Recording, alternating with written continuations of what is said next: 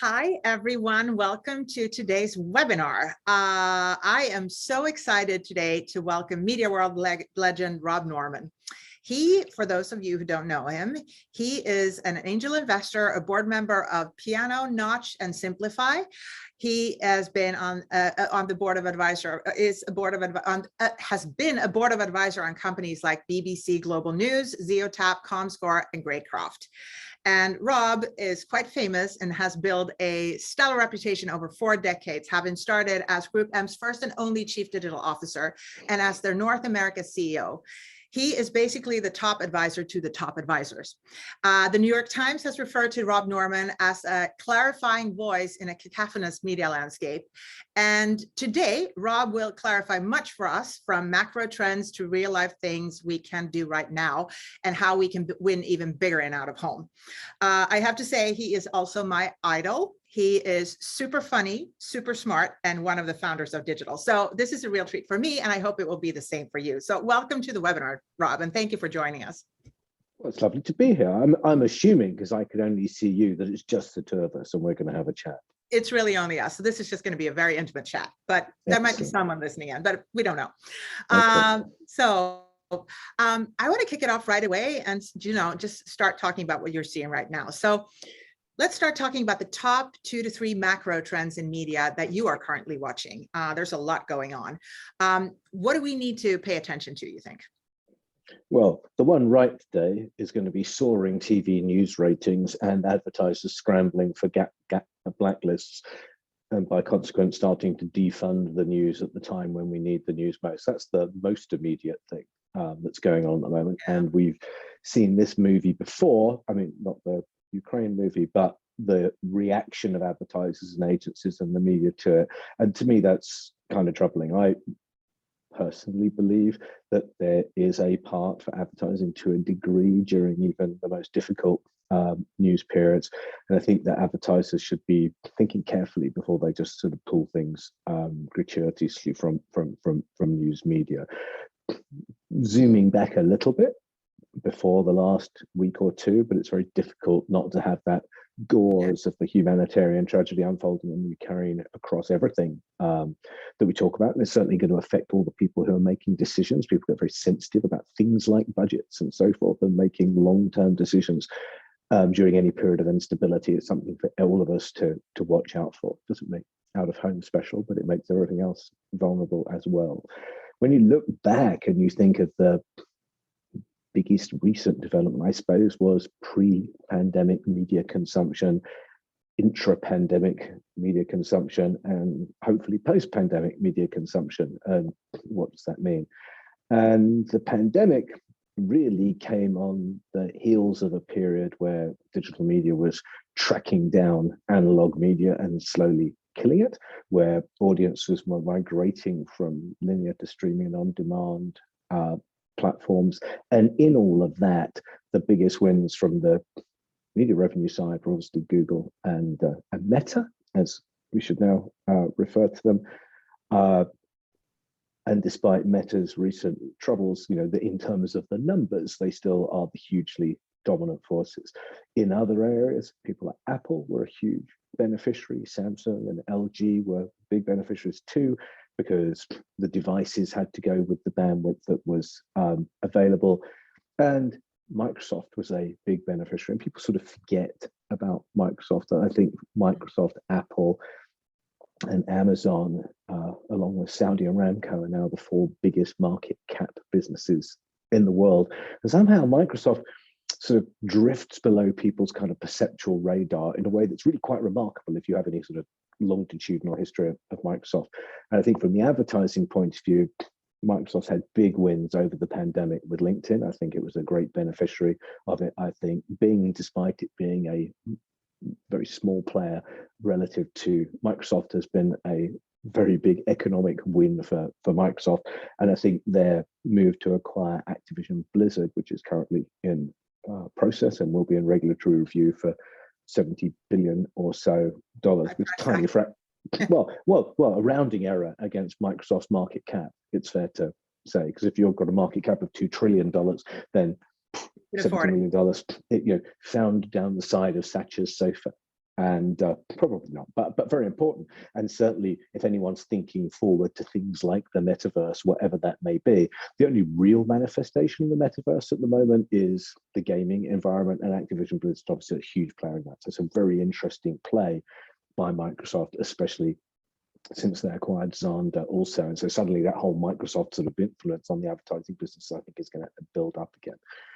I think that Snap has been a huge beneficiary of the pandemic and other things, and I think its relatively privacy-centric focus has been made it a good beneficiary versus Facebook most recently. And people like the New York Times, unfortunately, which seems to be a winner-takes-all almost game, and I believe the New York Times has more subscribers than all other subscription newspapers put together in the United States. So you cannot project a trend from the New York Times. You can merely tip your cap to them and say what a tremendous success Meredith and all the people there have made of it. If you look more broadly into sort of media share shift, then what's happened is that people have moved from linear to on-demand or analog to streaming. They've moved in the pandemic from outside to inside, and then slowly finding their way outside again, which I think is important for your members. And they've also interestingly moved from ad-funded environments to ad-free environments. And people talk about the rise of CTV, but if you talk about the rise of CTV and then edit out the places where ads do not appear on Netflix, on Amazon Prime, on most of HBO Go, et cetera, then you're left with a rather lesser sort of proposition from an advertising point of view than people sort of think of when they first talk about it. So that's sort of highly significant stuff. So those are sort of the massive macros that we're looking at now. Yeah, it's an interesting time. And when you and I had our prep call 2 or 3 weeks ago, I'm sure the Ukraine situation was underway, but we certainly didn't know about it. We didn't talk about it, but that's obviously on everyone's top of mind. And I think for out of home, actually, we play an important role there, I think, in CAM for advertisers, because obviously we're not monetizing media content, we're monetizing location. So it might be a safer place for advertisers to go. We can also help with our signage, and we can get signage up really quickly around the conflict, which we have. So that particular trend, I think, for out of home, I wouldn't call it positive at all, because it's such a horrible situation. But it's at moments like this when the out of home medium really can play an important role, and in certain ways, win over other forms of media. But your perspective is really great and very, very interesting to hear. When we did conduct our prep call for this session, you were actually road tripping to Charleston, I believe, going down south on the I-95. And it was a very fun prep call because you kept talking about all the billboards you saw and all the signage. Yes. Tell us about that. What did you see? Well, I sort of concluded that if I'd been to Pedro south of the border, and then gone to a QSR at Pedro south of the border, and maybe got myself unwell as a result of eating there, and then checked into a budget hotel whilst I was trying to recover, but really not recovering very effectively at all, and then calling an attorney to sue the QSR, and then that failing too, and then needing to find a church to dispense with my last rites, then I could have completed all of those tasks merely by looking at the billboards on the road to I-95. And it's phenomenal just how many budget hotels and the number of chains of budget hotels there are competing, and the number of QSRs. And it seems that the kind of real bedrock of that sort of interstate business is in that area. And it's a terrific business. And if you aggregate the numbers that those people spend, I imagine it's a fortune, and they are very, very substantial. The others that are a bit harder to aggregate, the realtors, the attorneys, the churches, and the attractions, of which there are many people advertising attractions, is probably harder because I imagine the buying points are infinitely more fragmented than they are in the other categories. I suppose I was a bit surprised to see how relatively few, certainly passenger car dealerships were advertising. A few trucks were advertising, but not many passenger cars. I was surprised again to see what I thought was a relative lack of phone companies and local cable and infrastructure companies. I thought there would be more than that, and wondered why. And I was also surprised to see a relative lack of calls to action on the out-of-home advertising. Yeah, even down to sort of very obvious URLs. And the one exception to all of that, which crosses the divide of the auto business as well, was Carvana, who seemed to be very heavily invested in out of home. And so I thought it was kind of interesting just to sort of look at that flow. I mean, I'm not making any claims for, I wouldn't sort of deduce market share from all that, but it showed there was a surprising lack outside of cities of entertainment, because the streamers and the movie companies are big players in New York and Los Angeles, but not out on 95, which is a pretty busy road. It was surprising not to see them. It was surprising to me to not see more autos. And it wasn't surprising, but very obvious that there is a complete absence of CPG, as far as one could tell, looking in that kind of environment. And it sort of made me wonder a bit, because in Europe, where some of you may guess that I come from, originally from what we used to describe as an American Air Force base off of the northwest coast of Europe, called the United Kingdom. But when I come from there, CPG in roadside as well as in sort of bus shelter and transport units was a much bigger deal in the out-of-home business in Europe than it would be here. Retail more broadly was a much bigger deal in the out-of-home business than it seems to be here. And what I can't figure, because I don't know, Anna, is whether or not that's a plant quality, whether or not it's a measurement or sales organization issue, whether or not it's the agencies not paying attention or clients not paying attention. Because the other observation I would make about the industry here is that the average planner in a media agency is less cognizant of out of home, and it is less front of mind than it is in other parts of the world. And when I think about the work over the years that Deco have done in the UK and various places in Europe, people are now global and folks like that, the visibility of those companies, of their executive teams, et cetera, within the agency and client structure and the ecosystem is much more visible than the out-of-home industry. I mean, no offense to my friends at Outfront and Lamar and all of those places, but there seems to be a slightly different footing that the big players find themselves on in Europe than they do here, in terms of the agency community, at least.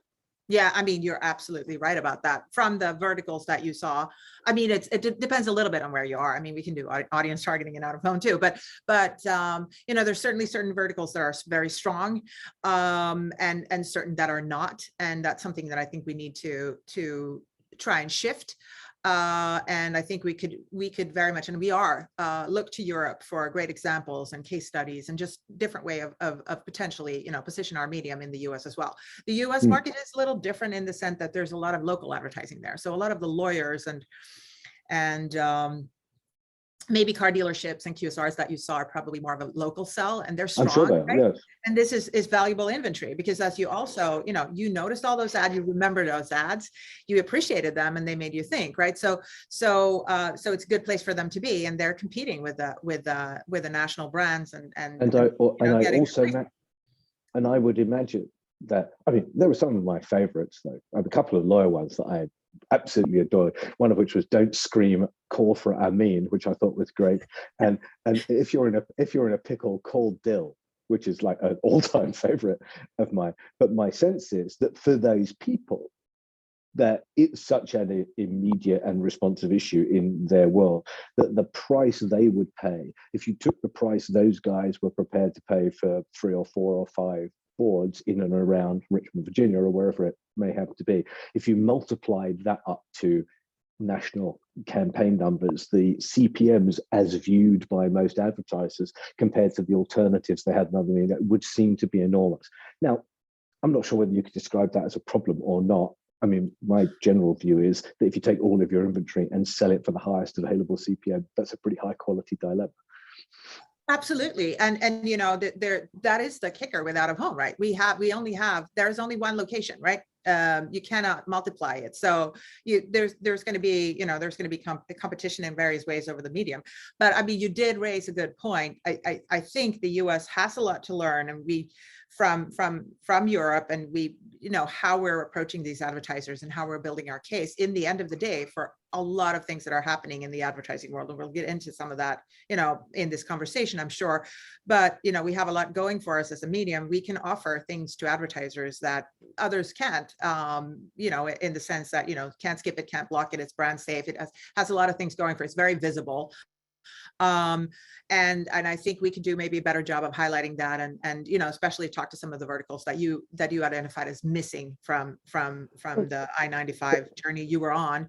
And then, of course, importantly, make sure that out of home is not thought of as a standalone medium that kind of just sits there on the roadside. It's part of an overall media strategy, because you want to be with a consumer or have as many touch points as you can throughout a day. And we are certainly there as soon as they leave their house. So very interesting perspective there.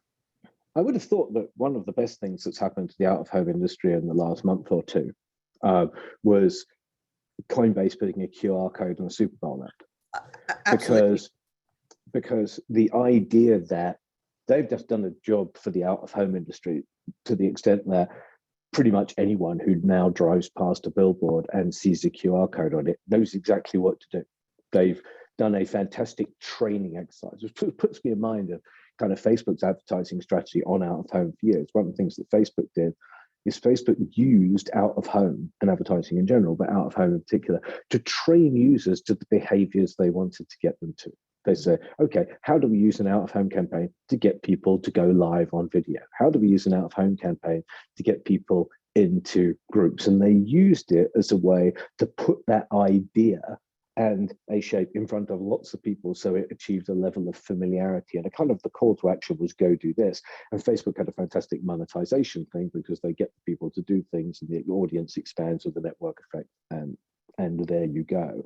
But I think the QR piece, I mean, it's an interesting question to me, that I'd almost, if I was selling out of home to anyone now, I'd be saying to them, why aren't you putting a QR code on it? Oh, and we do, because Coinbase definitely pushed the final people over the finish line. But, the whole pandemic from that perspective, which, I've actually said that in certain ways, it was the best thing that ever happened to the out-of-home industry.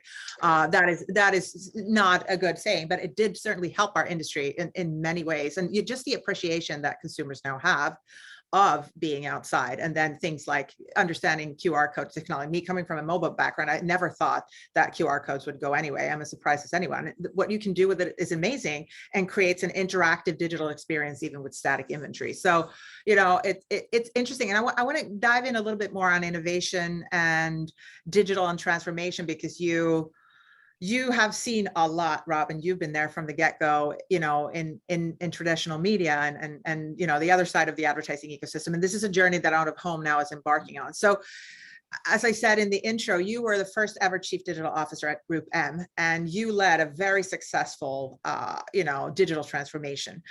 You saw massive disruption and adoption of new ways and new technologies, and much of what we're actually going through and are used to now. So you probably made a few picks, right? And now for Out of Home, we're growing, rapidly on the digital side, and we're innovating. There's new technology, there's 5G, there's tons of things that are happening that are good for us. And, the clients are starting to get it. So as one of the original digital gurus, and one of the few, I would say, what learnings and advice do you have for us at this time? What do we need to think about, and what do we need to avoid, and where do we invest?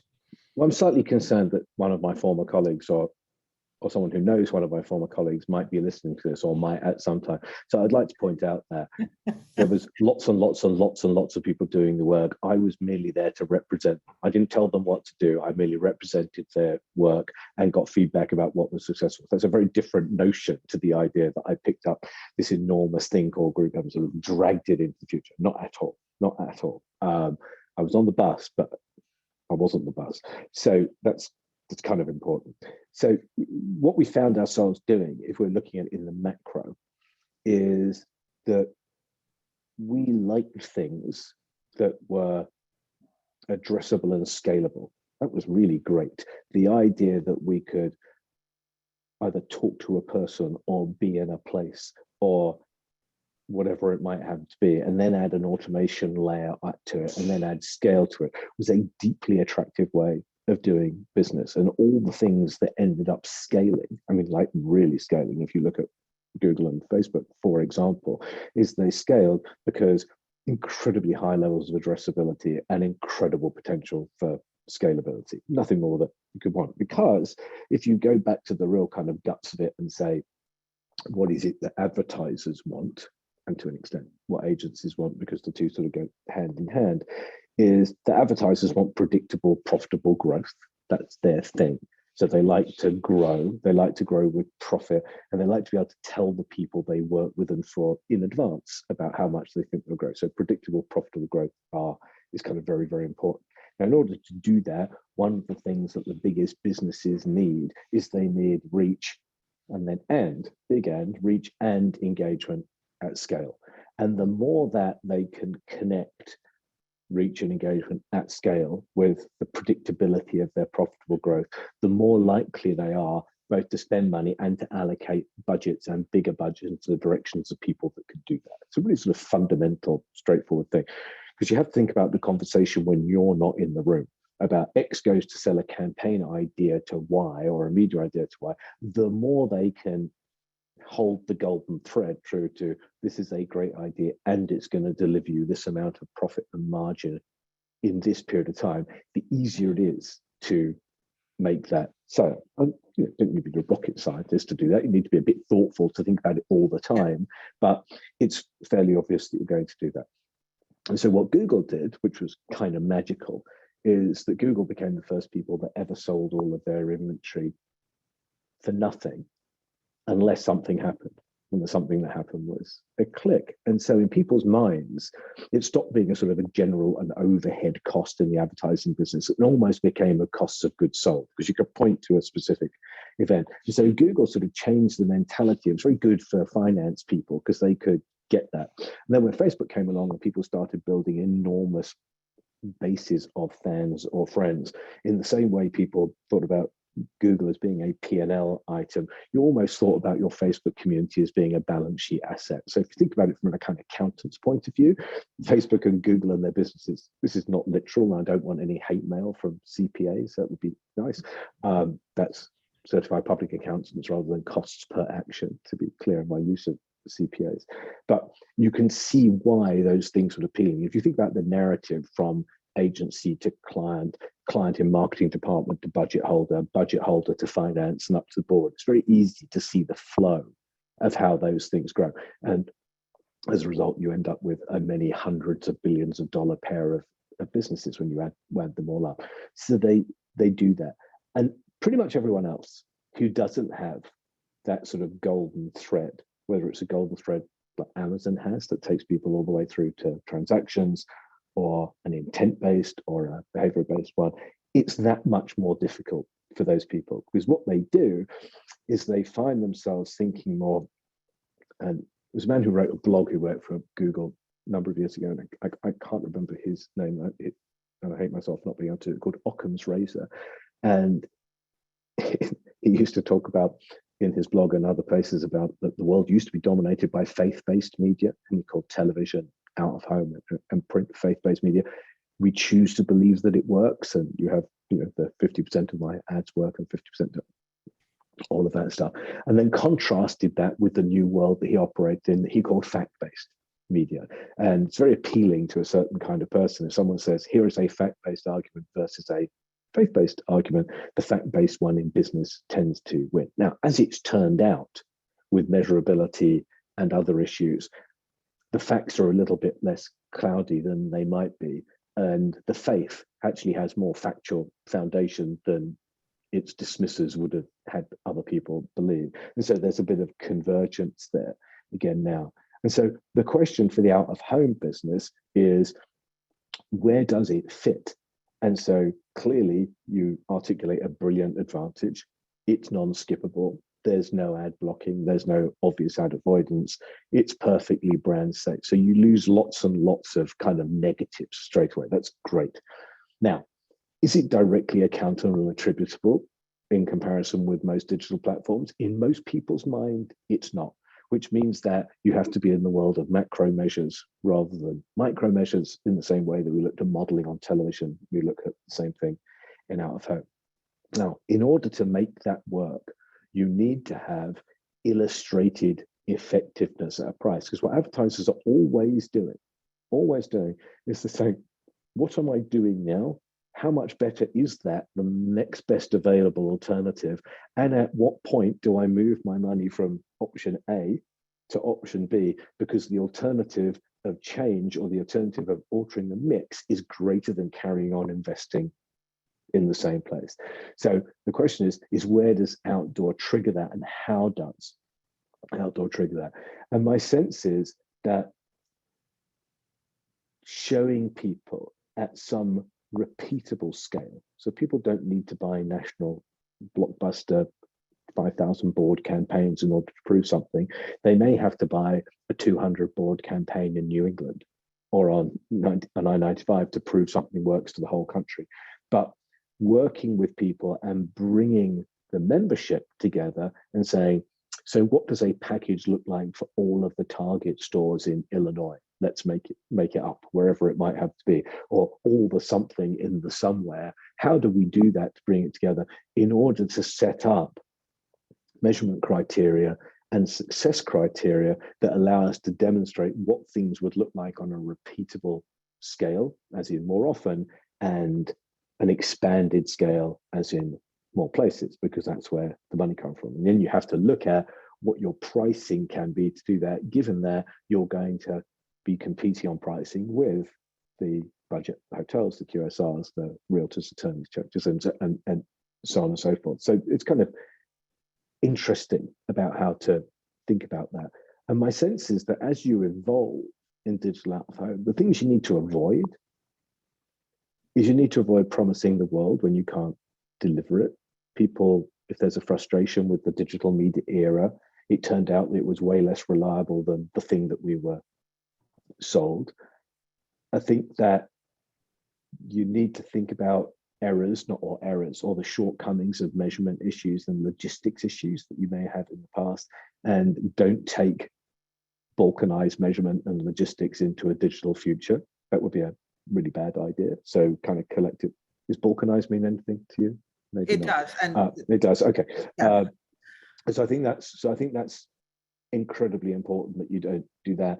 And and always remember the things that make digital successful, apart from the scale and addressability argument, is that the mentality is that everything's a test. You set goals for what you do, you set measurable criteria for them, and you learn, and then you do something else. So I would think all of those things are important. Well, that is very true. And, even though we are definitely advancing on the measurement front, we have work to do. And I love I'm going to quote you many times on that, I'm sure, on the fact-based versus faith-based, because it's very, very true. Now, it's one of the reasons I joined the out-of-home industry is sort of, I came from a mobile background.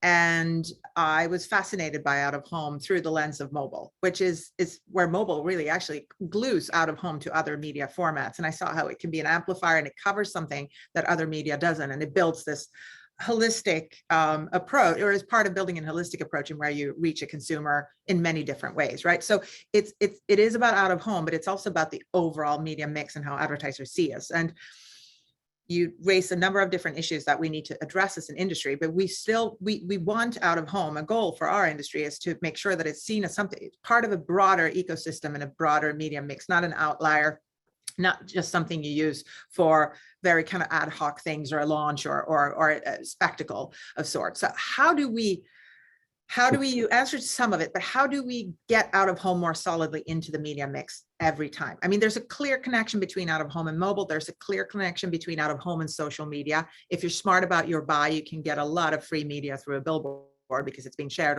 or a kiosk, or whatever it is. But how do we make sure that happens all the time? How do we insert ourselves in the minds of the buying community, advertisers, as something that cannot be a miss in a campaign? Gosh, Tough question. No pressure, right? Yeah, that's yeah. Yes, we've got a fundamental structural problem in our industry. I know we'll have an old bloke on a webinar. We'll get the answer that way. That'll work. This has never worked before, by the way. So um, I'm very keen on the mobile idea. I think it goes mobile, and then social media is a kind of subset of mobile. I think the idea of thinking through mobile devices as the mobile interfaces as the connective tissue between the out-of-home world and other things. I think out-of-home has always been used for signposting in a very literal sense. It's around the corner, and there's a hotel at exit 48 or whatever it might happen to be. But I think signposting to digital destinations is every bit as useful as signposting to physical destinations. And if you can get people to believe that the hardest thing to do is anyone can build a digital asset, anyone can build a digital experience, getting people to get there and engage with that digital asset in a way that counts is really important. And I don't want to kind of show my age particularly, but when I first started writing we used to write a thing called Interaction at Group M. I think the first one was in 2007. And it was sort of a rather polemic essay as we saw the digital world at the time. And very early on, and one of the things we like to do each time was say something remarkably simple that people weren't saying. And so the remarkably simple thing we said about web development in the early days is ask yourself this: what do I want someone to do when they get there? How much is that thing I'm asking them to do worth to me? And how many times does that need to happen in order for it to be worth my while? It seems like pretty straightforward stuff, but no one was saying it. And then, of course, we found ourselves saying it again when social media launched. And now we'll find ourselves saying it again when people talk to us about metaverse executions. What do we want to have when people get there? What's it worth? How many times does it need to happen in order to make it worthwhile? And then at the beginning, you get, doesn't matter, it's just a test. And I get that. But in your world, it's not sort of just a test. And my sense is that it would be interesting to have some sense from your members and from your advertisers, not sort of small scale one-off things, but structural things about what the relationship is between out of home and actually driving visitation and traffic to either digital or real world destinations. Because quite clearly, if the mix is we can join up out of home and social and digital platforms with the mobile device being the linkage of them, the thing you can use out of home for is say, actually, it plays to my strengths. I can use short arresting messaging because all I want to do is to be thumb stopping in the same way that people, because you scroll out of home. I don't know if you've ever thought about this, but if you're in a car, I was scrolling down 95 in exactly the same way that I scroll through my Twitter feed. I mean, the sensation of doing it. I was doing other things. I had a principal task ahead of me that I was doing, but the incidental task was advertising was appearing in my field of vision. It's exactly the same thing. So the question is what can you do creatively, and how do you design the medium that says, my goal is to be thumb stopping, and the thing I want people to do with that thumb is to then link into a mobile experience, or at least, I mean, Carvana's fine. You don't need to do it there and then because you can pretty much work out what Carvana's URL is. You don't need to be a rocket scientist to do that. Yeah. But for many others, it's going to be slightly different. I think there's another interesting issue about the audience, certainly in some places. Everyone always targets the driver and describes that audience, and no one describes all the other people in the car with mobile devices. It's incidentally, I've never heard that conversation. It's because you may or may not know that in certain jurisdictions, by which I mean all of them, using handheld devices to drive is apparently not allowed. It's not. I mean, and I'm sure it never happens. No, right? No, but you're right. I mean, that's why congestion is good for us because people might do it. But no, you're absolutely right. But my key message in all of that was think about the scroll and think about what you have to do. Stop and act. Stop and act. That's the cadence we're trying to get into. I love that. I mean, that one I'm going to steal too. And that's exactly what it is, right? That describes the experience perfectly. And I don't know that we're thinking about that all the time. So very, very, very good point. So I'm going to flip flop a little bit because I talked about out of home as being part of a broader media ecosystem and how it sort of ties to other channels. And we certainly can, and we can help amplify other channels too. At the same time, and you mentioned that in your top trends in the beginning of this conversation, the fact that television is getting harder and harder to monetize, and that a lot of that is no longer advertising based.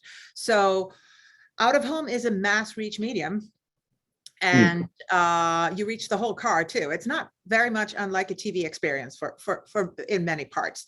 And there's a lot of TV dollars on the table. I think I heard a number the other day. I've been saying 6 billion, but I believe it's still 70 billion, at least in linear television, that we should be able to potentially get to. Do you think that out of home can overtake TV's role? And do you think that we can? How can we claim those dollars? What do we need to do? What's total USA out of home revenue? It's around $7 billion. So 10%. Yeah. So there's a better question, I think. I mean, no offense, I'm not up to me to tell you what a good question is and what isn't. So please do. A conversation we often used to have with clients would say, when we talked about planning for the next year, question you would have is say, how many of those things did you sell last year? They said 100,000. So I said, what would it look like? What would all your Christmases coming at once? And they'd say 120,000 this year. Okay, that's really interesting. So if 120,000 is going to be all your Christmas coming, how many of the people of the 100,000 are just going to buy that again? And they say, oh, I know 90,000. So what we're really talking about is 30,000 that we need to conquest in a relatively short period of time, rather than the whole population. Because in your business, I imagine that if your 7 billion became 9 billion in 2 or 3 years, everyone would be okay with that, at least for now. That would be pretty awesome, yes. So I'm not going to give you an answer. I'm just going to give you an organizing thought about how to think about it. So there then is a very good downstream piece of analysis. So what you're talking about, say, how do I get 5% of the current money that flows through linear television? So that'd be 3.5 billion, would be 5%. And how, when I look at that at a category level, at a regional level, and so forth, how can I think about that 3.5 billion, and what would be the hottest 3.5 billion I would take? So would it be, is there enough overflow in the RX pharma market, for example? It's looking at declining audiences, et cetera, et cetera, et cetera. Huge competition for all of that airtime. I mean, God knows. I mean, how many different pharma brands there are competing for most cable airtime, sports airtime at the weekends and so forth. So question, is they reaching a level of CPM in their chosen media where it suddenly would start looking attractive to move into the out-of-home world, and slowly kind of disaggregate those people that are still very dependent on the TV environment, and think about how you can look at slicing them to say, gosh, if you spend 10 million on TV, if you go from spending 10 million on TV and you spend, I don't know, 3 million on social or 4 million on social and search, if you actually spend 9 million on TV and 1 million on out of home, what happens to your search and social and other outcomes as a result? And is that a better mix that gets you across?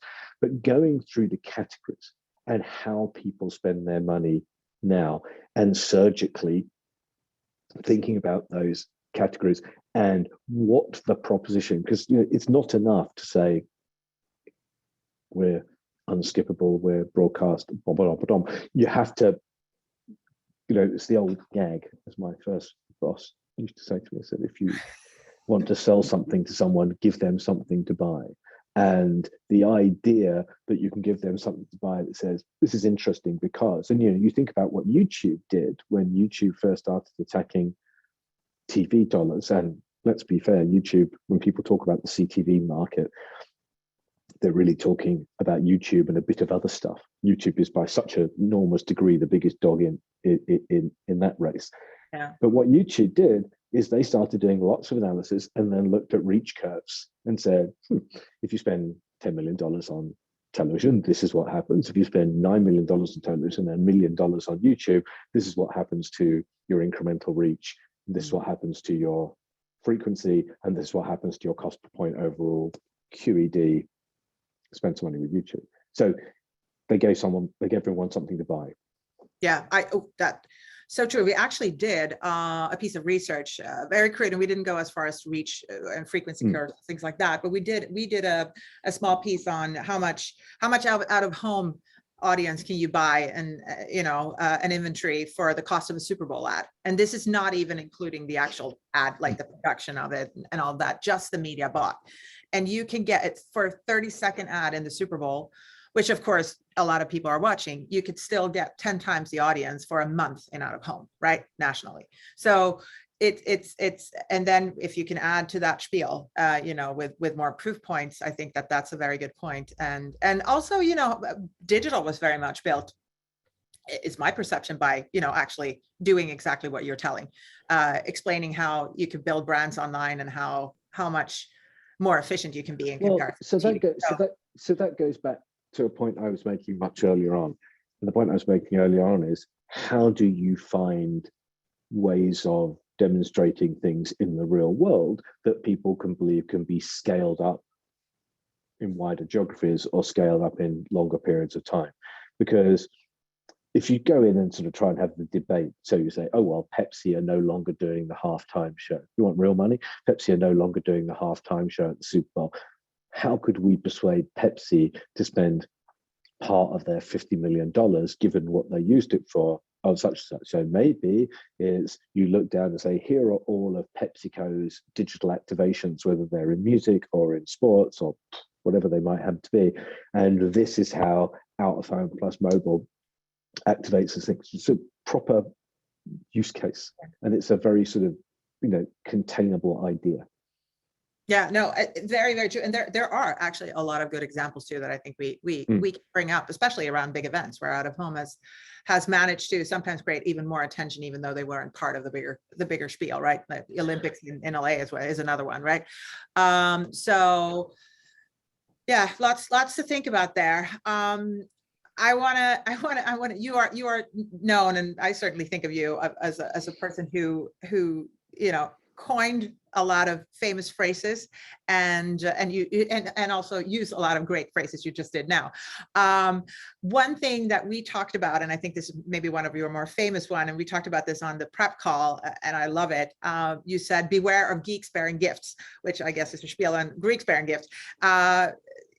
Tell us a little bit more about what you mean when you say that. Well, so I really touched on it when I made the reference to Occam's razor and the notion of fact-based media, face-based media.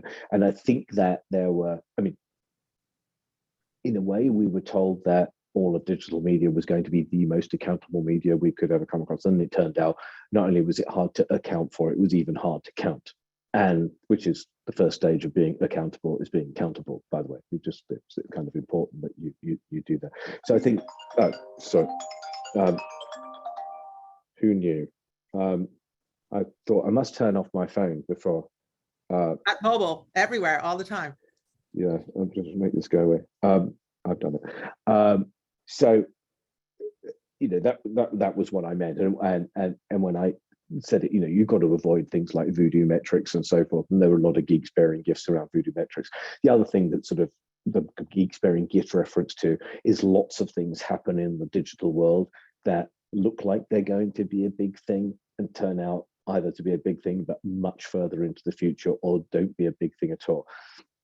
I've never quite gotten over all of the fuss around Apple's iAd product, whenever that was, 2009, 2010, and the amounts of money people were prepared to pay to participate in iAd with not a thought about what the underlying costs were and what the audience were, but because it was Apple, and Apple has been the brightest and shiniest object. It's like if Netflix decided they'd run an ad, then people would pay $1 gajillion in an auction to be the person that got that. And this sort of matters more in the agency world and in the ad age headlines for clients than it ever does practically for the user. So the geeks bearing gifts is that there's lots of things going on at the moment. You know, metaverse is going to be valuable to a lot of people at some point in time. Is it a plausible decision to say, I'm not going to spend out money on out of home because I want to invest it in the metaverse? I don't think that's a good use of the company's P&L as it stands today. And so I think that the great thing that the out-of-home business has got going for it is that you are very much in the here and now. You are very much present in people's lives. And a friend of mine, a woman called Mel Varley, who was a great planner at Leo Burnett and then a colleague of mine eventually at Media Edge CIA, now gloriously lives in Sitges outside Barcelona in Spain, which is not such a terrible thing. But Mel used to talk about what we did as weaving brands into the fabric of people's lives. And it's always stuck with me. And I re-quote it over again. So to be clear for you, Mel Varley was the person that said that, not me. And what she meant by that was that we need brands and people to kind of osmotically come together, that they must feel that the brands belong to the people belong to the brands, and there's kind of this collaborative thing. And one of the things that the out-of-home business does, which is something that television was always done incredibly effectively, but is now challenged to do because of the decline in viewership, particularly among the younger and wealthier demographics, is that it is harder today to use television to put brands into the fabric of people's lives than it used to be. And it's certainly more expensive. And so the idea of out of home, thinking about how it plays a part in the fabric of people's lives, how it plays the part alongside mobile as the connective tissue between the physical world and the digital world, about how it can help that overall goal of building presence for people, because people have always loved, which is why they love Super Bowl ads. They love Super Bowl ads and big rating television spots, because if you can aggregate an audience and deliver something to it in a short period of time, that is the fastest track to building awareness and salience in advertising. So the out-of-home business has got this fantastic continued, we're always here, we're signposting people over there. It's doing incredibly well at doing that. What it's doing less well at is building, or at least perceptually is doing less well at, is finding people who say, yes, I believe this is my way of building presence. And even better, it's a way of building presence. Now I can connect it to my digital domains as well as my physical ones. Very, very true. And you actually summarized this pretty well for me. I was gonna ask you one final question because I know we're at time. But I was gonna ask you what the top 3 things the audience should take away from this webinar. I think you pretty much summarized it with that. We've covered so many things here. Technology, mobile, digital, the rise of the how to better connect with consumers, brands, pretty much the whole spectrum. You gave us a lot, Rob, in a very digestible way. Is there anything you think we've missed?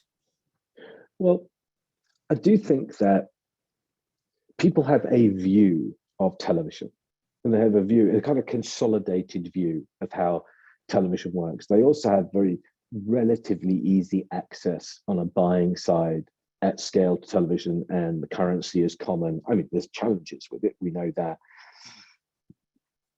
I think that the collective consciousness of how television works is more developed and solidified in people's minds than the collective consciousness of how out-of-home works. And I think the role of a trade association, among other things, is that there's no greater sin in marketing than to have a brand that has perceptions that are worse than its reality. That's awful. You don't really don't want to do that.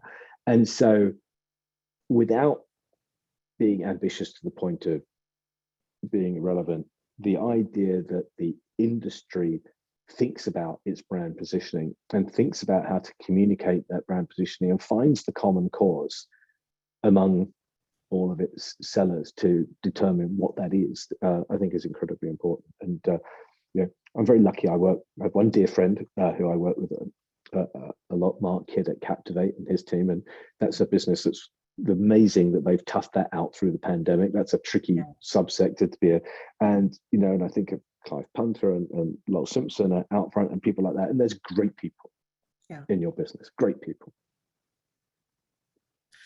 That is true. It is a great people. They're great people here. People stick around in out of home and people believe in it. I certainly do. And I love that you do too, especially given that you are a digital pioneer. And this is one of the oldest forms of advertising, if not the oldest form. So it certainly has a flair and a lot of things going for it. But lots of great takeaways here and lots of learnings for us to think about, both as an association and also our membership.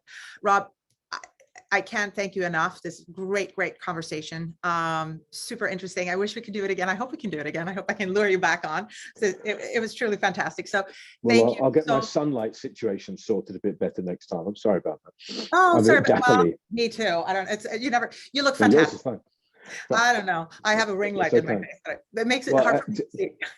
just in the off chance that there's someone on this call that isn't you, I think people are going to go through a very hard time. There's a difficult time ahead. I think if you can do anything to help people that are suffering, then absolutely do. They need all the help they can get.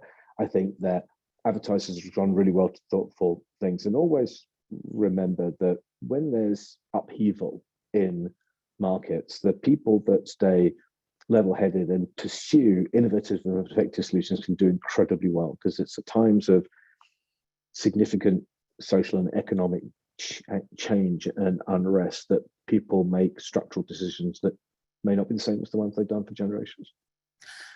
Very true. And I will leave you with this as a takeaway, and also, I guess, full circle on where we started with Ukraine. One of the things that to me really impressed me was this weekend. I was watching the news all day long. Really also being European. So I think we all care about it, but coming from a country is not that far from Ukraine, very painfully aware of the horrible situation we're in, thinking, how can we help? I got an email from one of our more senior members saying, we got to do something in the evening. This is Saturday night. A few hours later, we had amazing creative, very simple as it should be in out of home. We stand with Ukraine, yellow and blue. We shared it with our membership, and it's now up on signs across the country and even in some other countries. So let me suggest something with many other media. So let me suggest something to you. One of the things that's amazed me is that because there's a huge diaspora of Ukrainians and Russians, for that matter, and Poles with Ukrainian connections, and they're all over the United States, the local efforts that are being made.